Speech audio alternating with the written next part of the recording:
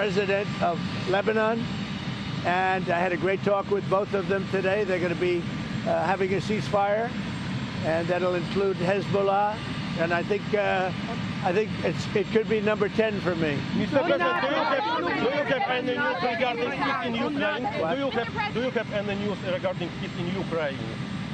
Ukraine is moving along. I wish they could get along, frankly. A lot of people are dying in Ukraine. We'll see what happens. There's things happening there. We're focused so much right now in Iran, seeing if we can get that completed. And I think we're going to. And I think if you look, the stock market is good. The oil prices are coming down, and it's looking very good that we're going to make a deal with Iran, and it's going to be a good deal. It's going to be a deal with no nuclear weapons. Mr. President, when is the next in-person round of negotiations on the war in Iran? When will that take place? They're all important. I mean, it's not a question of a round. All of them are important. When will the next in-person Probably, maybe over the weekend. Will you send the Vice President? Mr. President, will you send the Vice Just so you President? understand, the blockade has been incredible. It's held. They're not doing any business. They're unable to do any business because of the blockade. And so the combination of having no Navy, having no Air Force, having no anti-aircraft equipment, they have nothing. Everything is gone, including their leaders. Now they have a new set of leaders, and we find them very reasonable. And Mr. President, on the 20-year minimum to stop enriching uranium, would you? Well, we haven't agreed to any. We haven't agreed to any. Would that be acceptable to you, sir, if that's the final sticking point? What we have is we have a statement, very powerful statement, that they will not have beyond 20 years. That they will not have nuclear weapons. That's beyond. There's no 20-year limit. Anyone interested? Can you please give us more information on if they'll go against the weaponization? I think that Todd Blanche is doing a very good job, from what I'm seeing. All I can say thus far, I think Todd Blanche is doing a very good job. If there's no deal, would you be willing to extend the ceasefire, or will the fighting resume, Mr. President? I would say the fighting. If there's no deal, fighting resume. Okay. And then on gas prices, how much longer will Americans continue to see these high gas? Look at what they were supposed to be in order to get rid of a nuclear weapon, with the danger that entails. So the gas prices have come down very much over the last 3-4 days. I know, you know, that's what ABC says. But the fact is that if you look at the stock market's up, everything's doing really well.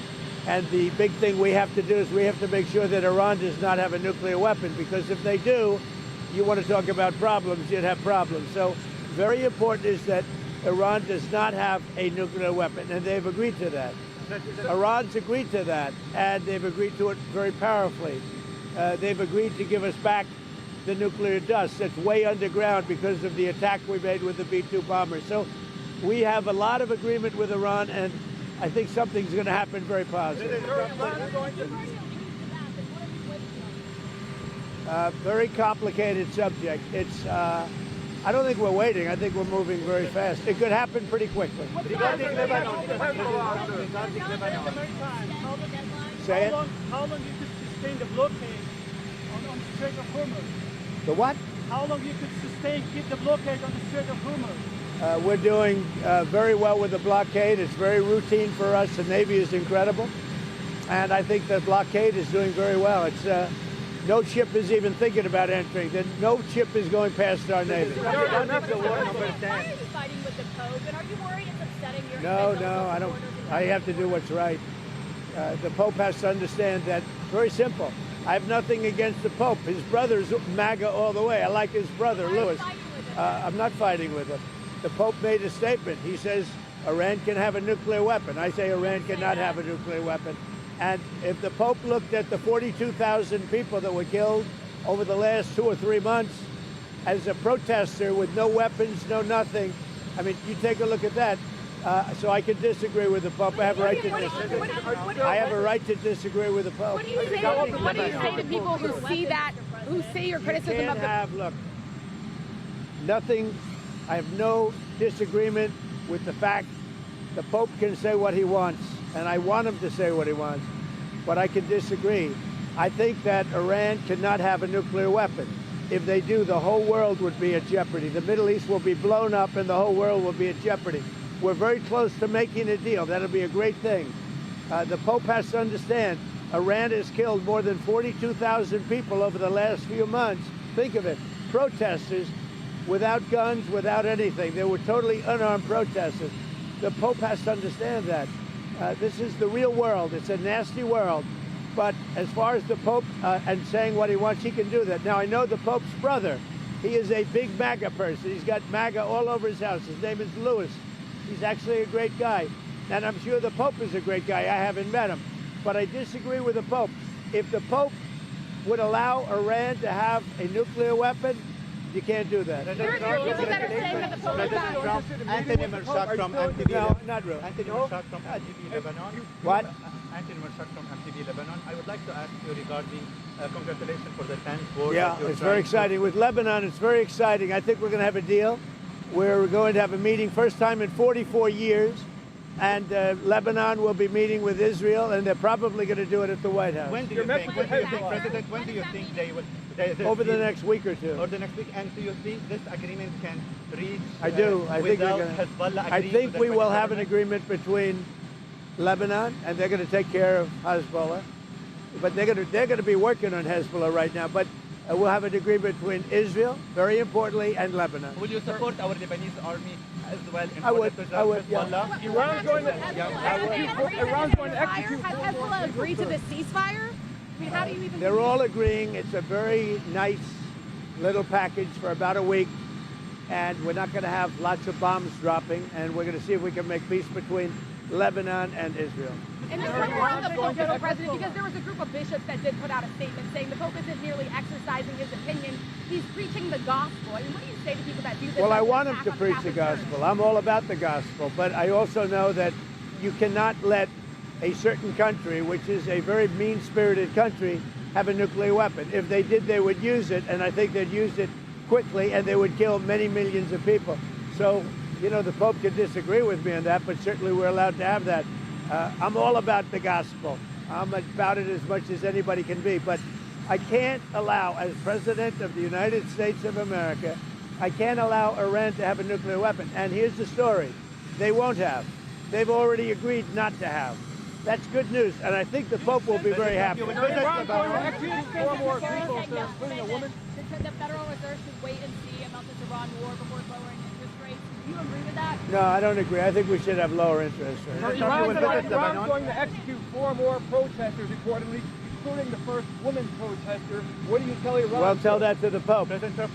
What did you say? Tell that to the Pope. You want to patch things up with the That Iran is going The to... Lebanese people love Is you that? so. Did you just hear that? Iran is going to execute 4 people, including a woman? Trump, the Lebanese love you so much. Will you visit Lebanon? Do you extend the ceasefire? What makes you extend that? I don't know if we're going to have to, but if we need to, I would do that. And then there's the Hezbollah. Wait, that's important. Sorry. Airlines. What are you telling the airlines and the oil companies about the way you're going to open up the strait? So if you look at the oil and if you look at the price we're paying, it's about half what people thought it would be if you did what I had to do. We had to take this journey to the Middle East in order to get rid of a nuclear weapon. There would have been, if we didn't hit them with the B-2 bombers, or if I didn't kill the Barack Hussein-Obama deal, the nuclear deal, which was a disaster, we would have had nuclear weapons exploding in the Middle East and beyond.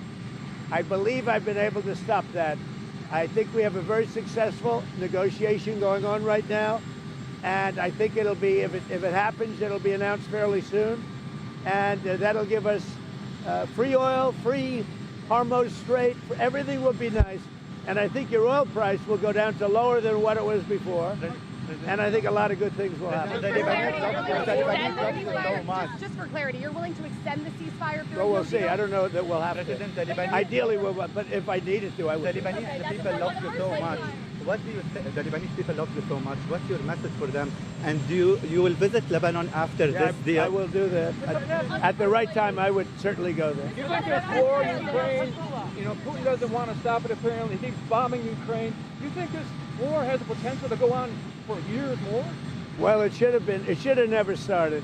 If I were president, the war in Ukraine never would have started with Russia. But it's going on. Hopefully, it'll get over soon. The First Lady came out last week and said she had no link to Jeffrey Epstein. Who did? The First Lady, Melania. She had none. Why did she come out and say that last week? Because the fake news was saying she did, and she had none, and I think that's been proven.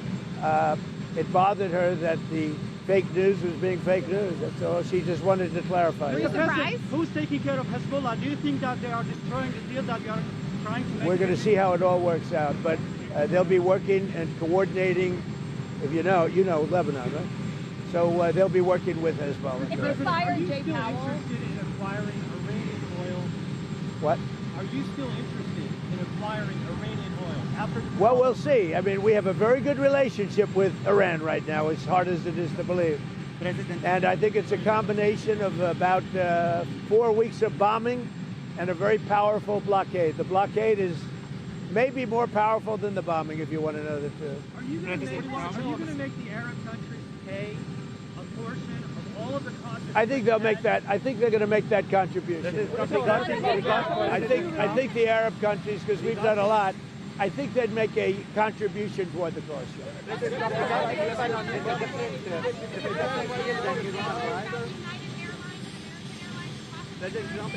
Not been involved. Iranian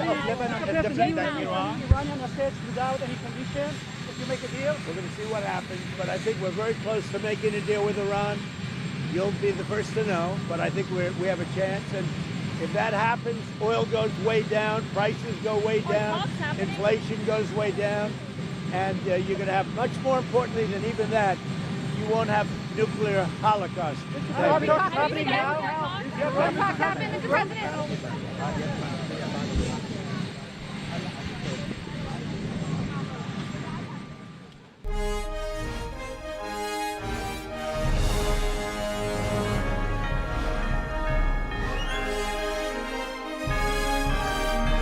This is NTD Newsroom, live from our global headquarters in New York City. Good afternoon. I'm Arlene Richards, in for Don Mobb. We were just watching President Trump as he leaves the White House, speaking to the press on several questions about the Iran war and the deal that's being made. He also talked about the Pope and his disagreement with the Pope, telling the Pope that, or saying that the Pope has to understand that Iran cannot have any nuclear weapons. He also said that if Iran doesn't make a deal, that the war would resume, but he's confident that they will be able to make a deal. He also confirmed that Israel will be meeting with Lebanon as they have a 10-day ceasefire. And joining us now is Gerard Filitti, Middle East Affairs analyst and attorney specializing in international law. Good afternoon, Gerard. Pleasure to be on. Now, first off, President Trump says a 10-day ceasefire has been reached between Israel and Iran-backed Hezbollah in Lebanon, and it will begin at 5 p.m. Eastern Time. Your comments on this? It's not surprising. We've seen this pattern play out before in similar incidents between Iran-backed Hezbollah in Lebanon and Israel, where there is a period of intense fighting that is then followed by a ceasefire. The question is whether the ceasefire will turn into a more meaningful long-term peace, but that would require demilitarizing Hezbollah, and that is a matter that is very difficult to envision in the current situation. Now, does this have any impact on U.S. negotiations with Iran? It does in large part because this removes one of the obstacles that Iran was claiming to have in order to engage in meaningful discussions. Iran's position had been that they wanted to see a ceasefire applied to the conflict between Israel and Hezbollah before they entered into more meaningful discussions with the U.S. So that now Iran no longer has the pretext of this conflict with Hezbollah in order to avoid negotiating in good faith with the United States. Now, I want to play a clip of what Secretary Hegseth said today in a briefing and get your reaction on the other side. As he continues to implement an ironclad blockade and ensures that our forces are maximally postured to restart combat operations should this new Iranian regime choose poorly and not agree to a deal. And that is what we urge this morning, that this new Iranian regime choose wisely. Now, Gerard, Hegseth tells Iran to choose wisely. What's your reaction? Well, he's absolutely right. They need to choose wisely between a path that leads potentially to long-term peace and the end of this armed conflict, or between starting to escalate again and attacking shipping and refusing passage of ships through the Strait of Hormuz while maintaining its desire to build a nuclear weapon. So Iran certainly has a choice, and this blockade has been shown to be effective and really a smart strategic move to deprive Iran of the opportunity both to sell its oil internationally and make more money to buy weapons, and to prevent China and other countries from rearming Iran with weapons that have been destroyed. Now I want to play another clip of Hegseth this morning. Let's watch. You like to say publicly, Iran, that you control the Strait of Hormuz, but you don't have a navy or real domain awareness. You can't control anything. To be clear, threatening to shoot missiles and drones at ships, commercial ships that are lawfully transiting international waters, that is not control. That's piracy. Now, Gerard, do you agree that Iran does not have control of the strait, according to the definition that Secretary Hegseth described? He said piracy. Well, by Hegseth's definition, what we do see is an act of piracy. This is how Iran has been able to exert power in the past, by threatening peaceful transit by other nations. Ultimately, technical control, Hegseth is right, we have destroyed enough of the Iranian Navy and fleet system that they cannot impose meaningful combat operations in the Strait of Hormuz. However, it's not just a matter of control, it's also a matter of influence. And much like in some neighborhoods in our country, we have bad neighborhoods where it's not safe to go at night. That's the type of terror and piracy that Iran is bringing to the table. It may not be able to challenge shipping with conventional naval vessels, but it still has drones, it still has missiles, and it still has the ability to use them. So ultimately, while Iran does not have control of the strait, it can certainly influence what happens and what passes through. Now, the War Secretary also suggesting today that the U.S. can keep the blockade of Iranian ports as long as it wanted, and it seems to be working. But what would be the impact on Iran if this blockade is sustained in the long term? Well, in the long term, if this blockade is sustained, we will see Iran not being able to sell a lot of its oil, which it ships around the world, including to China illegally, even though it is sanctioned by the U.S. So there will be a stranglehold on Iran's ability to export goods and oil, especially in order to make money. It will also affect the ability of Iran to import goods, whether it's food supplies or manufactured goods, but especially military arms from countries like communist China. So a sustained blockade of Iranian ports would really be devastating for Iran. The question is whether the United States has the long-term commitment to doing it. Now, President Trump seems to be confident that a deal will be made with Iran, but is the blockade pushing Iran closer to agreeing to the U.S. terms, which he says no nuclear weapons? Well, I think the blockade by itself is not sufficient to push Iran to the table. We have to remember that these are not rational actors. Rational actors would never have allowed this situation to escalate in the first place or maintained a desire to build a nuclear bomb. So ultimately, Trump is not dealing with a rational government in Iran. They're dealing with a regime that's committed to maintaining control of its people. And it will tolerate hardships like the loss of exports or imports by a blockade if it needs to in order to stay in power. Ultimately, what will drive Iran to come back to the table is the vast majority of factors, which are all military in base. If the United States maintains its ability and desire to continue putting military pressure on Iran, that is the most likely thing to bring Iran to the table. Now, we also have Iran warning that Tehran could shut down traffic in the Red Sea and other regional shipping lanes if the U.S. military's blockade of their ports continues. So is this a realistic threat? I mean, does Iran have the ability to do this? To a large extent, it is a realistic threat. We have to remember that the Red Sea borders Yemen, which is controlled by the Houthi militant group, which is another terrorist proxy of Iran. So the Houthis, Iranian proxy, can certainly use military force against shipping in the Red Sea and make that also difficult and costly to transit. Whether or not the Houthis ultimately will do so is an open question. We have to remember that while they did fire a couple of ballistic missiles at Israel at the beginning of this war with Iran, they have been largely out of it. They have not shown a willingness to engage in the broader regional war. So this is certainly a threat that has been successful in the past because of Iran's support and control of the Houthis, but there's no guarantee that the Houthis would actually fall in line with Iran. Now, from what we've seen so far, would you say Iran's strategy in this war isn't really to achieve victory on the battlefield, but to make this operation too costly and difficult to sustain for the U.S. And we've seen launching missiles and drone attacks, threatening key shipping routes like the Strait of Hormuz, and supporting regional attacks across multiple fronts. And more than that, also putting economic pressure on the United States and our traditional allies as a leverage point in order to get America to back off from military engagement. Ultimately, Iran cannot prevail in a conventional military war. This is asymmetrical warfare. We are destroying their assets. We are destroying their ability to wage war, but they are waging war in a different way. They're using their terror tactics in order to stranglehold the shipment of oil in the Gulf and engaging in terrorist attacks against allied countries in the Gulf, which are also oil gas exporters. So Iran's strategy so far has been not to meet us conventionally with force on force, but to attack civilian infrastructure, to attack oil production, and to use political and economic leverage to try to get America to stop engaging, while at the same time not agreeing to give up its nuclear program or its missile program. Well, we're going to see how much they dig their heels in, because President Trump says if they don't make a deal, the war will continue. Thank you so much, Gerard Filitti. My pleasure. Thank you. Oil prices moving higher, with U.S. crude around $94 a barrel and Brent just below $100. Prices remain elevated as investors continue to watch potential supply disruptions in the Middle East. Stocks, however, are moving higher on separate optimism over a possible easing of tensions after President Trump said Israel and Lebanon had agreed to a 10-day ceasefire. The S&P 500 and NASDAQ both hit fresh intraday records, while energy stocks rose with crude and airline. Shares face pressure from higher fuel costs.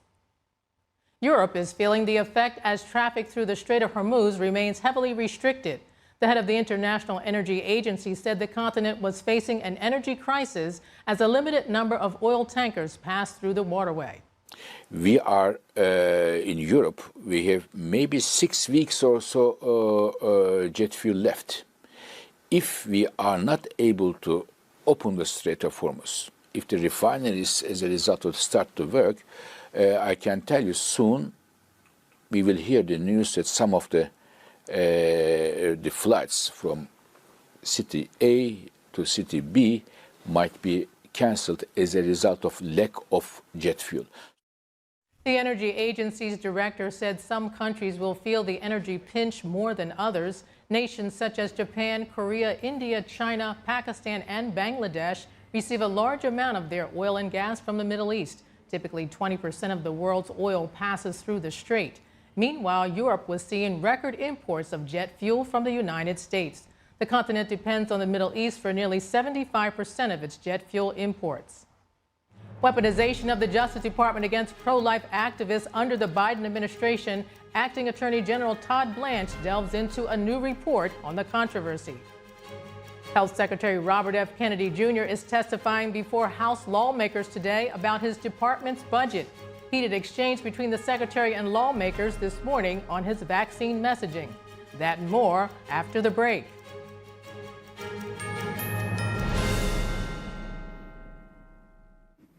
I was a young dad of 3 amazing kids. I was finally following my dreams. Just when you feel like life is starting to come together, you get kind of hit in the face. I was born with a congenital heart defect and had open heart surgery as a kid. I was supposed to go to the heart doctor once a year, and I finally went. He listened to my heart, and I'll never forget, he sat back and he said, yeah, it's time for open heart surgery, or you risk your aorta rupturing, and that's it. I was scared out of my mind. The night before my open heart surgery, I made a goodbye video for my kids. Be strong, take care of your mom. I love you guys. Seeing, all the kids hug him goodbye and hoping that they were going to be able to hug him again. I love you. But I did make it, thanks to the work of the American Heart Association. So that's why I'm asking you to join me. Please call now or go to helpheart.org. For only $19 a month, just 63 cents a day, you can help get the next person trained in CPR, get the next hospital certified in high-quality cardiovascular care, as well as fund the next medical breakthrough like these heart valves that help save my life. When you give $19 a month with your credit card, we'll send you this special t-shirt to show you're a part of our community of monthly donors. I'm most grateful that I get to have a husband that I get to grow old with, and a husband that gets to be there for his children. I believe without the American Heart Association, I would not be here today.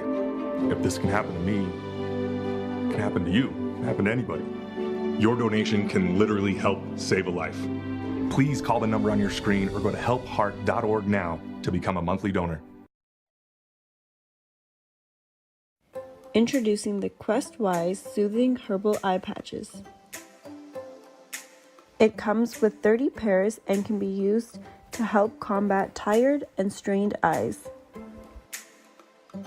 The natural herbal formula provides a cooling, minty, and refreshing effect that stimulates natural tears and awakens your tired eyes. Placing the eye patches around your eyes helps to reduce dryness and massages acupuncture points. They can be worn while reading, studying, using electronics, and provide hours of long-lasting relief.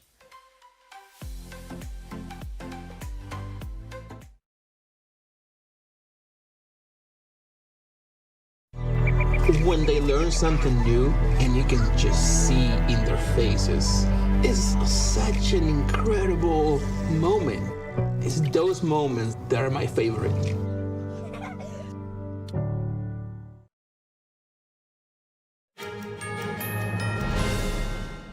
Acting Attorney General Todd Blanche delving into a recent report on the weaponization of the Justice Department under the Biden administration. Here he is speaking on NBC News. This is about the Department of Justice working hand in hand with outside organizations that were, their sole mission was to go after individuals who were pro-life. And the Department of Justice took that information, used it as part of their ongoing investigations and prosecutions. I don't know if we've ever seen that in any context before with the Department of Justice, but certainly not anything that comes to mind for me. That was the most telling thing. A new report from the DOJ says prosecutors under the previous administration withheld key evidence in cases against pro-life protesters at abortion clinics. The report argues the Biden administration weaponized the FACE Act and enforced the law in a biased manner. The acting attorney general says the Biden DOJ worked very closely with outside organizations to target individuals with different views. He adds that prosecutors in such cases did not make decisions consistent with justice. He says some of them asked for a sentence that is double the time usually asked for in similar types of cases. Blanche notes that some of the prosecutors have since been terminated. He promises that such weaponization will not happen again.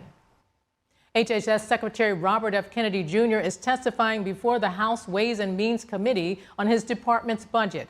Congresswoman Linda Sanchez pressing him on his vaccine messaging. My question is, did President Trump approve your decision to end CDC's pro-vaccine public messaging campaign? You've got a lot of misinformation there. First of all, I'm asking you a question. I let me appreciate a respond to the misstatements question. that you've made. No, you have other opportunities. I have limited time. I only have you're the only opportunity I have to Did President Trump respond. approve your decision to end CDC's pro-vaccine public messaging? Allow me to respond to a lot of the misinformation. No, answer my question, please, sir. I have limited time. There's a global measles epidemic. We've done better in preventing it than any country in the world. There is no country that has seen a bigger percentage increase. That's not true. Mexico has 3 times our measles, and they have 1/8 of our population. Approve your decision to end the CDC's pro-vaccine public messaging? Canada has doubled the that a measles, and decision they have that was made by Trump? 1/8 of our population. On the other hand, during the Q&A session of the hearing, Congressman Lloyd Smucker applauding Kennedy's efforts to address chronic disease. He says he appreciates how the HHS under Secretary Kennedy has started to prioritize prevention and study the role of diet.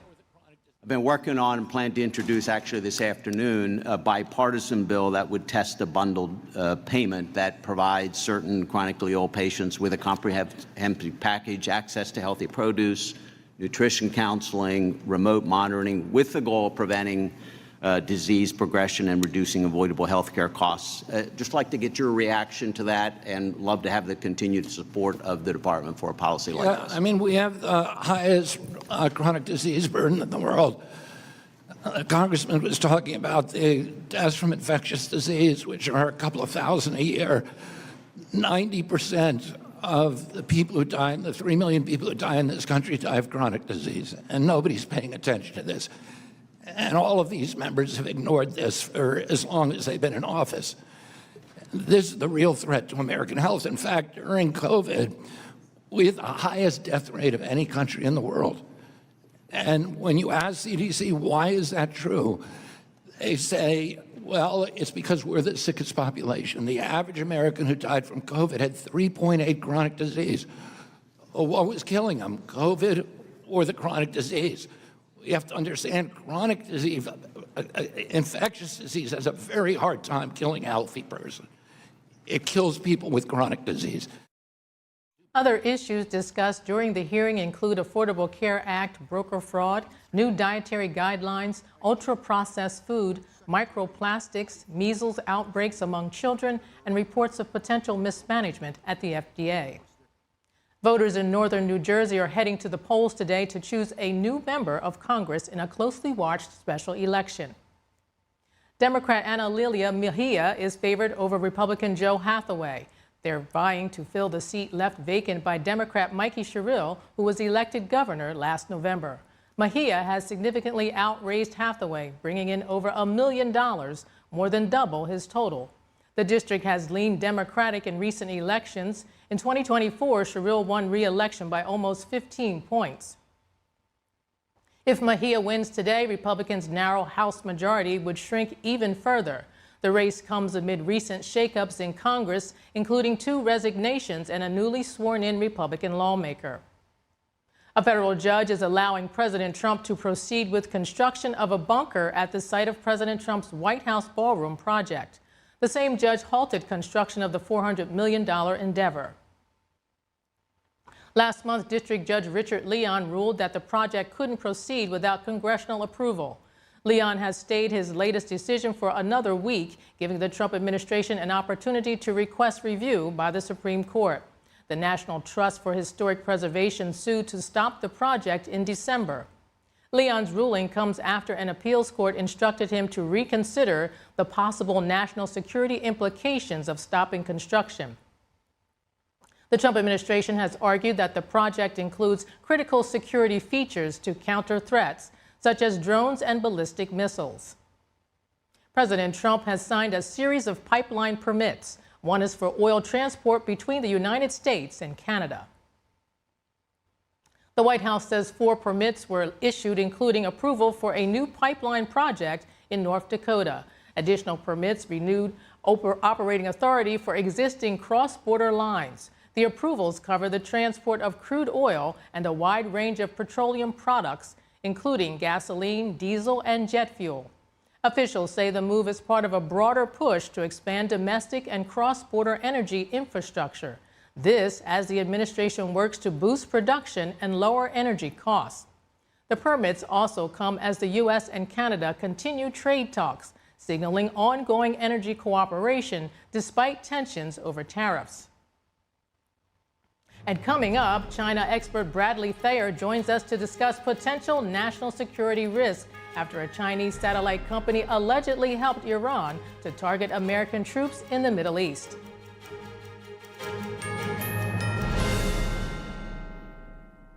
Amazing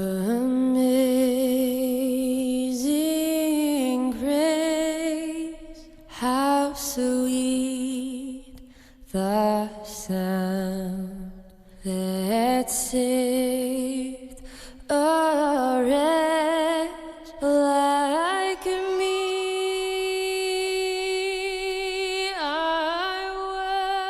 They're just young people, hungry, homeless, and vulnerable. Covenant House is helping young adults facing homelessness. We're providing safe shelter to thousands, but the need is overwhelming.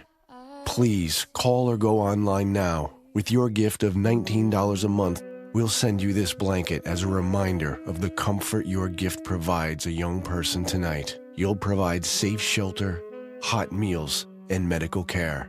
Call the number on your screen or go online to safeplacetosleep.org.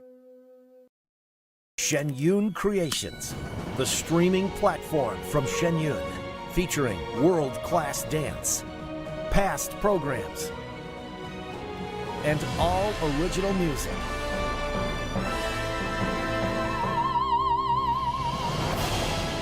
Masterclasses, behind the scenes, comedy, and more. Explore shenyuncreations.com.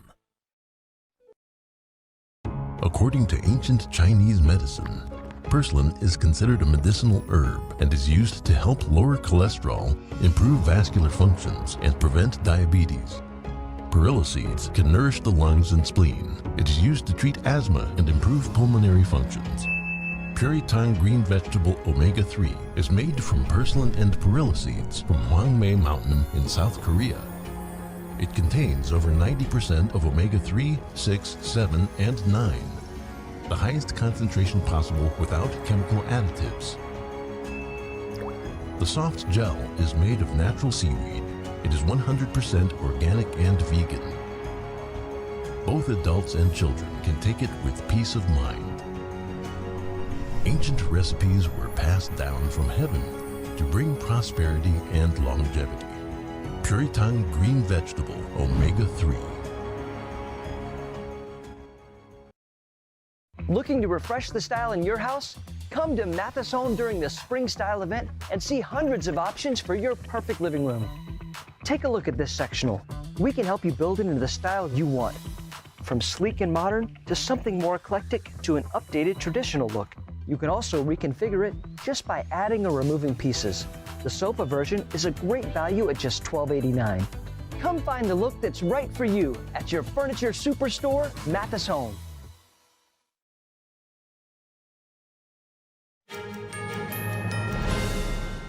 Iran has been monitoring U.S. military bases across the Middle East for years using Chinese satellite, according to a new report. That access may have helped Iran carry out attacks on U.S. warplanes in the region last month. The findings come as President Trump says China's Xi would not send Iran additional weapons. NTD's Flora Hua has more. The Financial Times says it's reporting based on leaked Iranian military documents. It says Tehran's forces purchased a Chinese spy satellite in late 2024 after it was launched into space from China. Iran gained access to satellite imagery, allowing it to monitor key U.S. military bases across the Middle East over the past few years. And the damage may have already been done. 5 U.S. warplanes stationed in a Saudi Arabian base were hit last month. President Trump confirmed the damage. The Financial Times reported Chinese satellite imagery showed activity over the site during that period. A couple more U.S. assets stationed in other Gulf countries were targeted around the same time Iran announced strikes on those assets.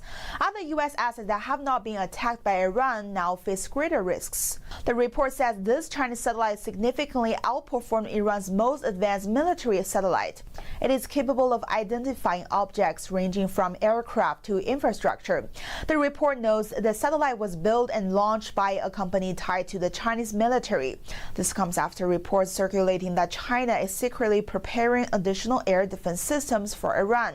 President Trump on Fox Business Mornings with Maria said China's Xi got back to him on the matter. Take a listen.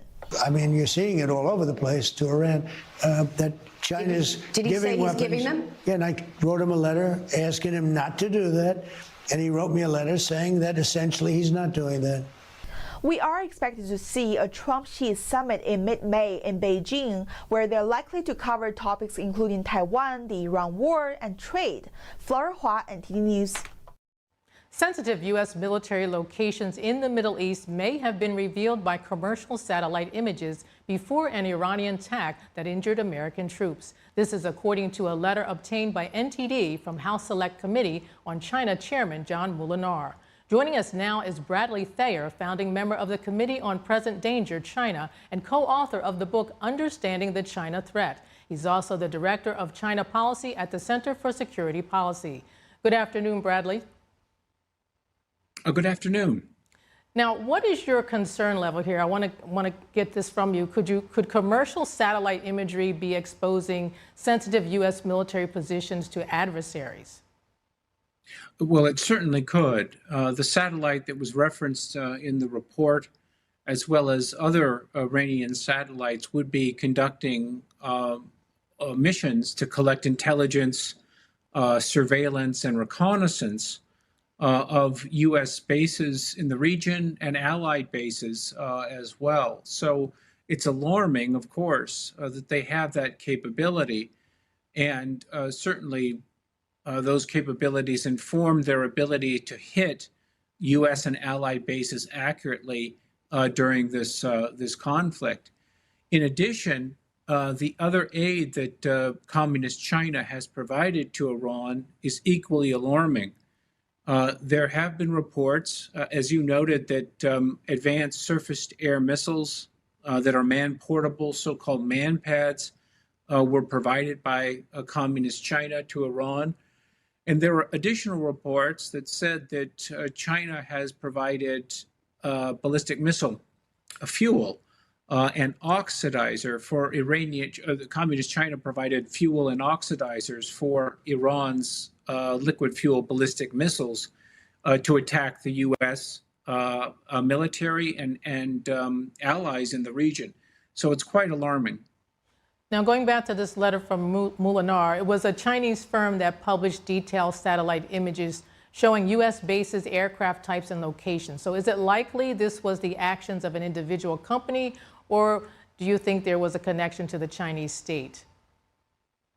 Well, it had to be the state. It had to be that this was approved by the Communist Chinese government to aid Iran, as the other forms of assistance that Communist China has provided Iran were certainly done with the approval of the Chinese Communist Party and the state apparatus.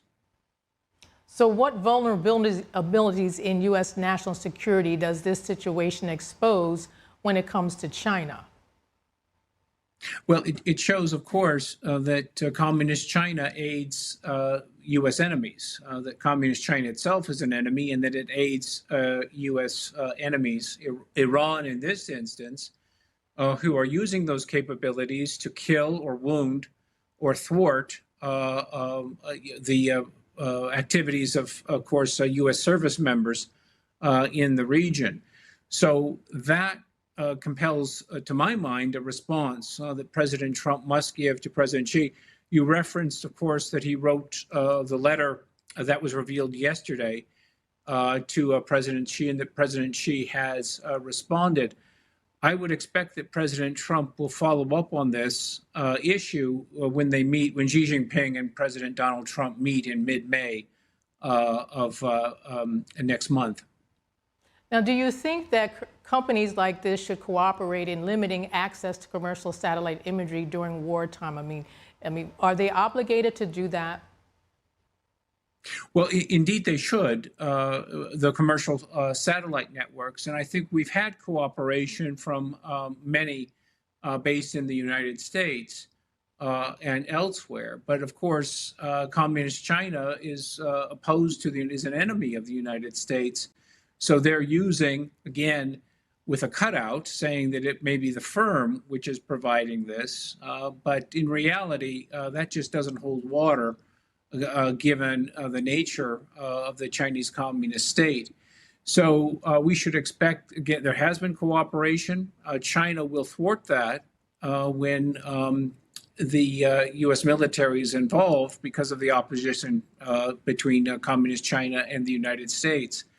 It should stop, and President Trump has to raise this issue with Xi Jinping when they meet next month. Now, with issues like this and in the world in general that we live in now, it seems to be getting harder for the U.S. to keep military operations secret. So what can we do about it? Well, it's very difficult given the ubiquity now of these satellite companies, but also drones, which are privately owned and which can be flown over U.S. bases, for example, which has been noted. That drones have flown over a Barksdale Air Force Base, for example. It becomes very difficult to prevent these types of activities. The U.S. military is adapting to them. The U.S. Navy, Air Force, Army, Marines, and the Space Force, of course, are adapting to deal with these new technologies in warfare. But we have to do, the best tool that we have is to hold Communist China accountable when they share this type of information with Iran or other adversaries. Now, in a similar letter last year, Molinar warned that Airbuses work with Chinese firms linked to military development could risk advancing Beijing's aerospace capability. So talk to us about what these Airbuses are and what are their ties to China. Well, there are, of course, a variety of aircraft platforms that the Chinese have bought and that they've employed. And so what we need to do in that instance is to call attention to these firms. And if they're not going to change their ways, there have to be penalties for those firms. If they choose to trade with Communist China, there's going to have to be a cost associated with that firm. The U.S. is the largest market, whether that's in the military realm or civilian aerospace, and denying access, for example, if it comes to it, if they will not attenuate or end their trade with Communist China, it's very important for the United States to use the tools at its disposal, the market tools at its disposal, to change the behavior of these firms. Well, it'll be interesting to see how President Trump addresses this with President Xi when he visited China. Thank you so much, Bradley Thayer. My pleasure. The Artemis II astronauts are discussing their landmark lunar mission. Let's take a look. The most remarkable experiences that you all had that just couldn't be fully properly conveyed through pictures and video. And that's for any of you. I can start. I was going to answer Kristen's question a little bit too, and I think these tie together. I've been trying to find words for it. I don't really have it yet, but we just saw so many amazing things. And people ask, what's the most amazing one? And it's, you can't pick one. There's just so many amazing experiences we had. But overall, where I keep coming back to is what kept grabbing my attention when the lighting was right and we were looking out the window is that I kept seeing this like depth to, I guess, the galaxy, you know, for what we were visually observing out there, this depth to the galaxy that I just had never experienced before. And it's not that I could tell which stars were really closer and further, because it has to do with how bright they are, but because of how bright they are and their differences, they look like you can tell where they are in 3D. That was mind-blowing for me. And then you see the same thing with the moon and the Earth. You're viewing them from this new perspective, but this perspective with like three-dimensional depth. And I mean, I've heard Christina talk about this a lot. We're all kind of struck by these things that make us feel small.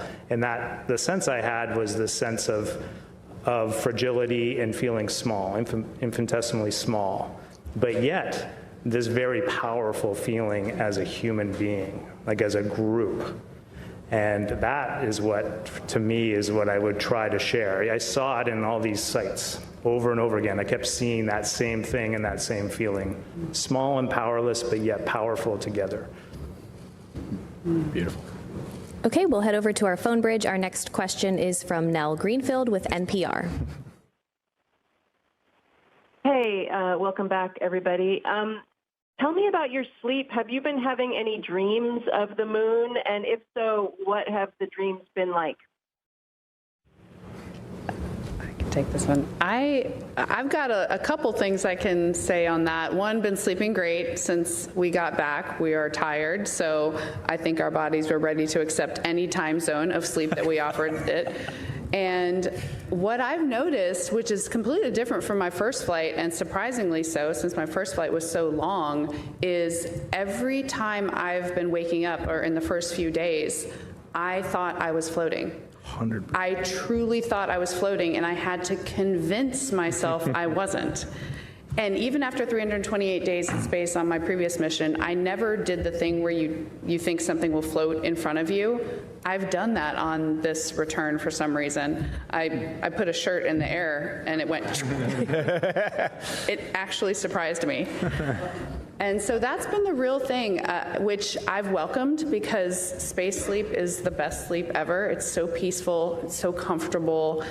And to have a little bit of that after our mission was over so quickly has been really special.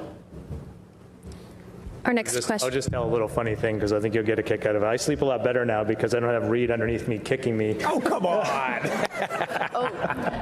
We should talk about our first night of sleep on the ship, where we were about 8 feet apart in the beds in the med bay, and it felt way too far. That was not okay.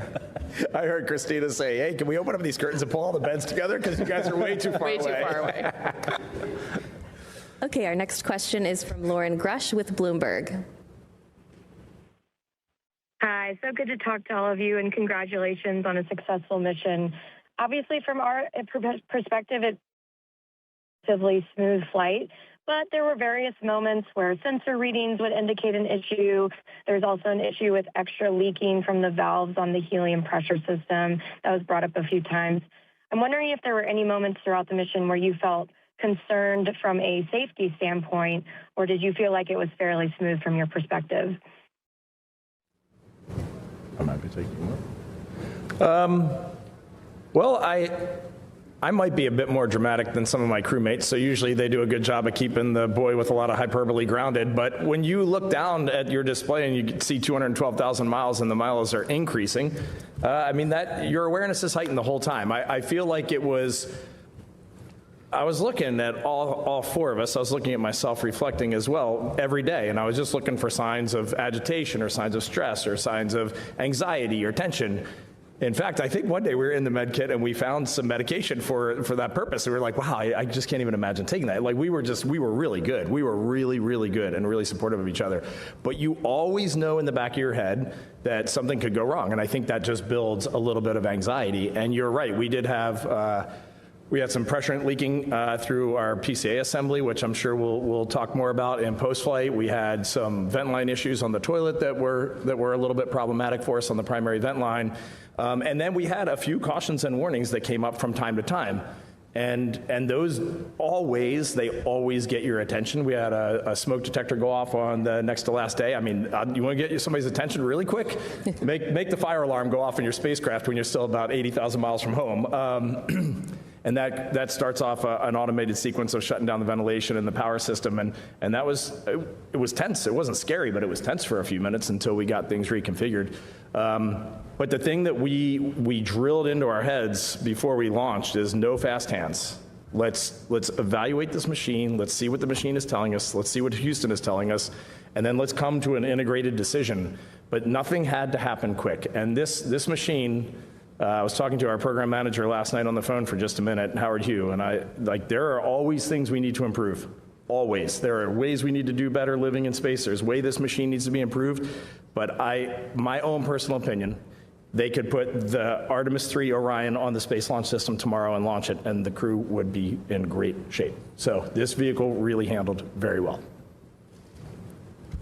All right, next up, we are going to head over to the Canadian Space Agency for 2 questions. Yeah, hi, Sarah Levitt from CBC News. Question for Jeremy. I wanted to ask about if you've had a chance to take out the garbage since your wife was griping about chores while you were away. But I have a more serious question. You spoke in your post-splashdown remarks about gratitude, joy, and love. And I know Reid had said that there hasn't been a lot that has sunk in yet, but I wondered if there were other emotions that have come to you since seeing Earth the way you did, since seeing the moon being the 4 sets of eyes that have only ever seen the far side of the moon? I think what I've reflected on, and Reid covered it in his opening remarks, is I've found it really refreshing to find out how people have followed the mission and been creative with the mission, and there's lots of funny stuff online, and that really resonates with me a lot. And it just reinforces something I already knew, but humans are just great people in general. We don't always do great things. We're not always in our integrity. But our default is to be good and to be good to one another. And what we saw once we've gotten back, the little bits, I haven't seen a lot yet, but I've seen a bit. And what I've seen has brought me more joy, but more hope for our future. And I just can't wait to see what we do with it next. Okay, and we should have one more question from CSA. Hi, my name is Elise Allard. I'm from Radio-Canada, French CBC in Montreal. I have a question for Jeremy Hansen en français. J'aimerais savoir de quelle façon cette mission-là vous a changé, à la fois psychologiquement, mais aussi physiquement, après tous les tests que vous avez passés? Est-ce que vous avez eu des changements physiques et psychologiques? Physical and psychological changes from the mission. Pour moi, les changements physiques, ce n'était pas une grande chose, même en arrivant dans l'espace et après ici sur la Terre. Et ça, c'est une bonne chose. J'étais capable de passer la mission et juste faire mon travail. Alors, c'est une bonne chose, ça. À l'autre côté, ça n'a pas vraiment changé le moyen j'ai vu le monde de nos vies, mais ça a renforcé ça beaucoup. J'ai lancé avec le point de vue que la collaboration pour l'humanité, c'est la prochaine chose qu'on doit continuer à travailler dessus. Et en vue de la Terre, de le point de vue de la Lune, ça a renforcé cet objectif pour l'humanité. Alors j'ai un nouveau désir de travailler avec le monde pour créer ça pour nous. C'est vraiment important pour nous. Et aussi, je veux ajouter, maintenant, c'est évident pour moi qu'il faut que nous prenions des grands risques pour arriver à des grands bénéfices. C'est vraiment évident pour moi. Ça vaut la peine. I was just saying, psychologically, really, sort of what I was talking about before is that it hasn't changed my worldview so much as it's reinforced just the need for us to collaborate on this planet. And like Christina said in her remarks when we got back, I mean, we really are a crew, and that really resonates with us. And you just see it. Seeing is believing. All right, we'll take our next few questions here in the room. Go ahead. Hi, my name is McKenna Earnhardt, and I'm with Fox 26. My question would be, Victor, when I was watching you as y'all were watching the video of y'all coming back down, and I heard you say, I felt that, or I saw you say that. What were you feeling when you come from deeper in space than we've ever been to then you can see the ocean again? What did you feel? What was your body telling you? Thank you. Great question, and I'll keep my face quiet more next time. No, the moment, well, first of all of the things. That was a very intense 13 minutes and 36 seconds. That moment was when the drogues released, and then the pilot chutes and the mains came out. In Dragon, I've experienced a similar entry, and in Dragon, the drogue chutes don't release the same way and in the same sequencing. And so I don't remember feeling, back to free fall from having drag or G on the vehicle. I think those actually are still connected to the vehicle as the main chutes come out. On that vehicle, I remember feeling the yo-yo, though, as the parachutes were breathing. I could feel that 30, 20 feet moving up and down. But when the drogues cut away, we went back to free fall, and watching that on the video felt almost the same way it felt in the video, or in the vehicle. I would tell you, I've never been base jumping, I've never been skydiving, but if you dove off a skyscraper backwards, that's what it felt like for 5 seconds. And then the mains, the pilots and the mains came out, and it was glorious. Okay, we'll take our next question right here. Go ahead. Hey guys, I saw Christina posted you brought some Super Bowl confetti from the Eagles up there with you. I'm just curious if anybody else brought anything sports related or something that you absolutely had to take up with you. Yeah. Oh, from a general sense, we all do get a very small allocation, mass allocation, and on this vehicle it's very small. So we were just trying to think of things we could take. Like I took a couple notes from friends and things that I had written down, some great quotes, and then I just, on my way out of my house, I just grabbed this bracelet, which my daughter had made for me a couple years ago. I was just like, I need something that I can just wear and take. And oddly enough, like it was the coolest thing for me to just be grounded every night when I would get my sleeping bag and I would see this thing, and it's just like it's that connection to home, to family, and to to my daughters, and that was that was an accident, and it was a hugely successful thing for me. It really helped me stay grounded on that mission. So those things can come out of nowhere.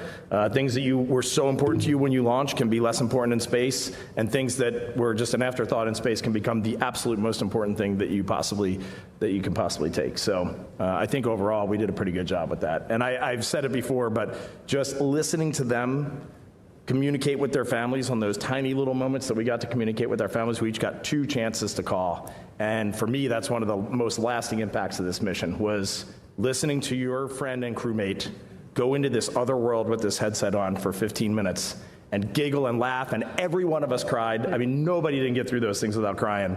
And then you would take those headphones off at the end, and it was like coming back into a different universe when you would come out of that family conference, and it just reminded you how important that is right there. Okay, we'll take one more here in the room and then head to our phone bridge. And that's these Artemis II astronauts at the Johnson Space Center answering questions at a forum. They were discussing different things from how they are recovering to whether or not they're getting any sleep. One of the astronauts saying that during the flight, he saw many amazing things that he will never forget. And one astronaut saying that when she goes to sleep, she feels like she's floating. So she's happy to feel like she's still in space. And now, National Intelligence Director Tulsi Gabbard says she referred the 2019 Trump impeachment whistleblower to the Justice Department for criminal investigation. Political analyst Rod Martin joins us to discuss what happens next.